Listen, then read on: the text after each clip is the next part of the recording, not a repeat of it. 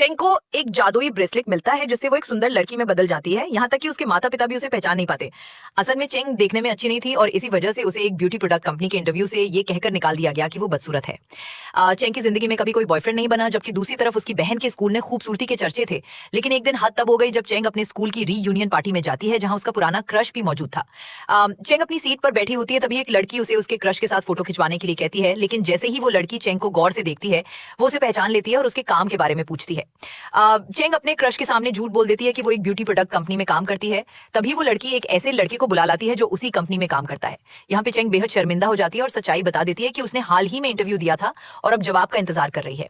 गुस्से में Cheng beer की बोतल अपने हाथ से खोलती है और उसकी ताकत देखकर बाकी लोग भी उससे अपनी बोतलें खुलवाते हैं। जब उसका क्रश अपनी बोतल उसे देता है तो बियर की फोम उस पर गिर जाती है और उसका सारा मेकअप बिगड़ जाता है। उसका क्रश उसकी फोटो खींचता है और कहता है, तुम कितनी बुरी लग रही हो। ये सुनकर चेंग रोती हुई वहां से चली जाती है। रास्ते में उसे एक गूंगी और बूढ़ी औरत मिलती है। चेंग उससे फूल लेकर उसकी मदद करती है और बदले में वो औरत उसे एक रहस्यमयी ब्रेसलेट दे देती है। अगले दिन चेंग की दोस्त उसके क्रश को रेस्टोरेंट में बुलाती है ताकि वो चेंग से माफी मांग सके, लेकिन वो लड़का मना कर देता है और कहता है कि उसने कुछ गलत नहीं कहा था। पीछे से चेंग ये सब सुन लेती है और दुखी होकर बाहर निकल जाती है। वही लड़का भी रेस्टोरेंट से बाहर आता है और देखता है कि एक बच्चे को कार टक्कर मारने वाली है। वो उसे बचाने ही वाला होता है कि तभी एक बेहद सुंदर लड़की बीच में आकर उस बच्चे की जान बचा लेती है। लड़का उस लड़की की खूबसूरती देखकर दंग रह जाता है और उसे अपना विजिटिंग कार्ड देता है ताकि वो उसे अपनी ब्यूटी प्रोडक्ट कंपनी में मॉडल बना सके। लेकिन जब वो सुंदर लड़की चश्मे में अपनी शक्ल देखती है तो चौंक जाती है।